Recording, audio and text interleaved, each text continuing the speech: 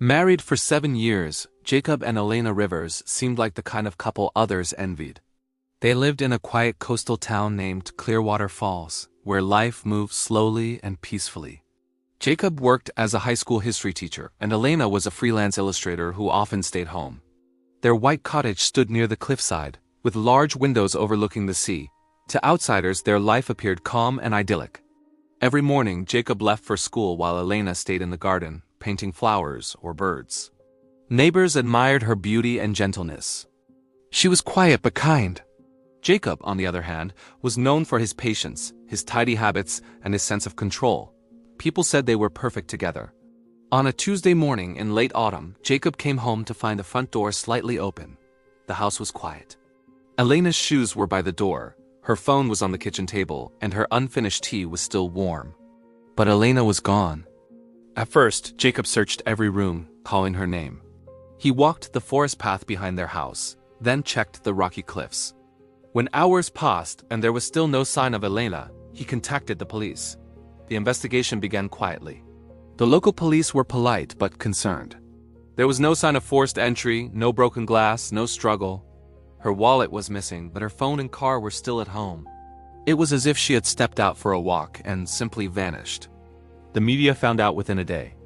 Elena had a small online following because of her illustrations, and her disappearance became news. Reporters started camping outside the Rivers' home. The story spread, "Quiet artist disappears from seaside home." Jacob appeared in interviews, calm and composed.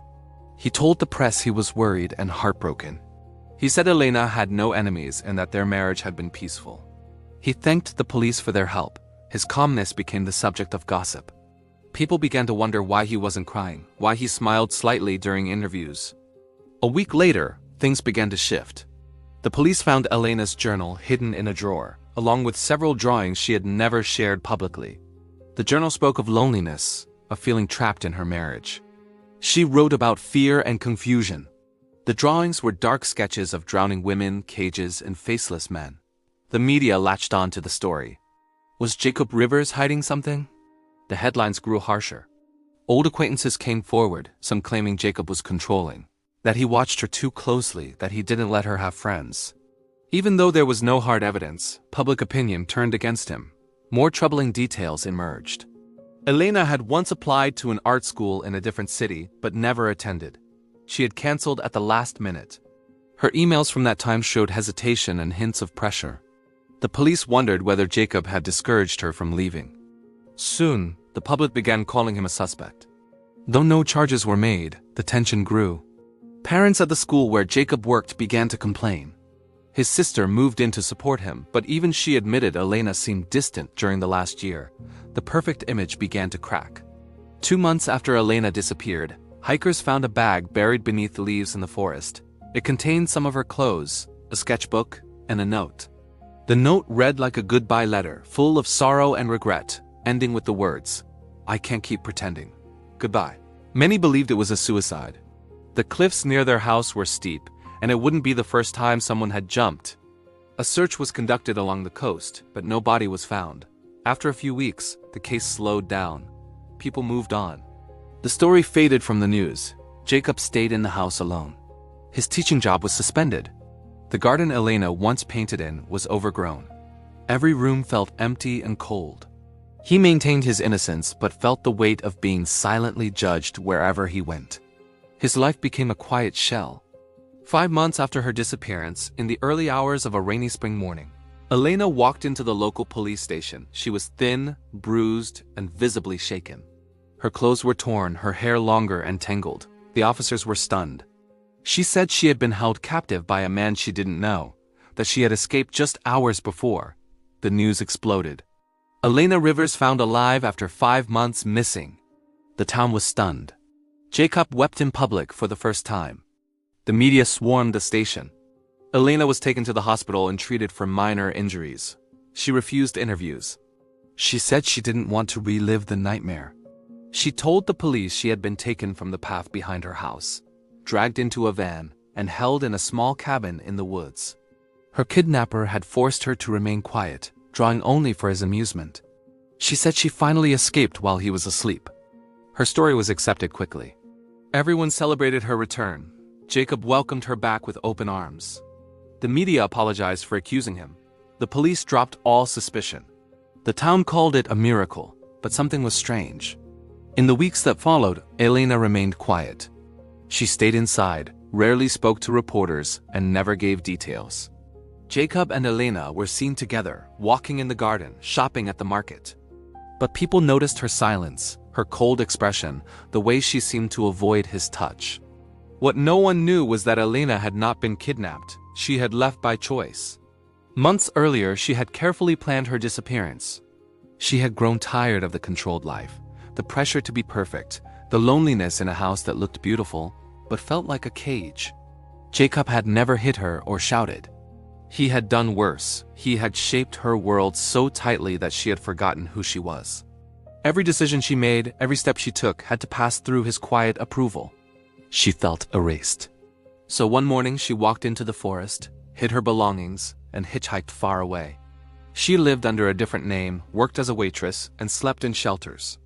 She cut her hair and dyed it, but life on the run was hard. She became ill. She ran out of money.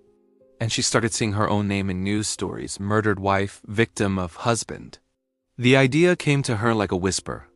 They already believe he did it. She returned with a story she knew they would accept. People wanted to believe in monsters they could catch and survivors they could praise. They didn't want complex truths. They wanted closure. Now back home, she lived like a ghost in her old life. She didn't love Jacob, but she saw how people treated him now with sympathy and pity. In their eyes, he had suffered too. The suspicion had made him human. Elena knew the power of a narrative, and now she was in control of it. Jacob, though surprised by her return, didn't ask too many questions. Deep down, he suspected the truth. He saw the way she avoided his eyes, the way her drawings changed, the colors darker, the lines sharper, but he said nothing. He was afraid that if he acknowledged the lie, he would lose everything again.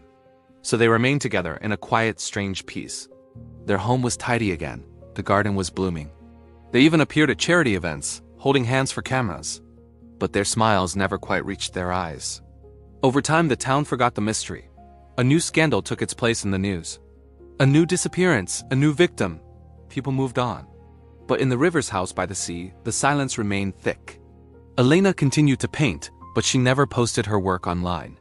Jacob returned to teaching. No one knew what they spoke about behind closed doors. Maybe they didn't speak at all. Sometimes Elena would stare at the ocean for hours. She thought of the life she almost had alone, free, uncertain, but her own. Now, she had chosen a prison she could decorate, a cage she could control. It wasn't freedom, but it was safer than being a runaway. Jacob, for his part, never asked what really happened. He feared the answer. He had lost his reputation once. He wouldn't risk it again. Together, they played their roles, husband and wife, survivors, a couple touched by tragedy, but stronger than ever. No one would ever know the full truth. That was the price of silence. Years passed. Elena's art shifted into abstraction, blurred faces, melting landscapes, hidden messages in the shadows. Critics praised her for her emotional depth. She had shows in small galleries. She never spoke about the past. Her name became a symbol of survival. Jacob remained a quiet figure in the background, still teaching, still calm. His students found him wise but distant. He never remarried, never spoke of his wife's disappearance again. In a hidden sketchbook, Elena once drew a simple picture. A bird flying through an open window, but its wings were made of paper, fragile and folded. Beneath it, she wrote one line: "I left because I couldn't breathe. I returned because I had nowhere to land."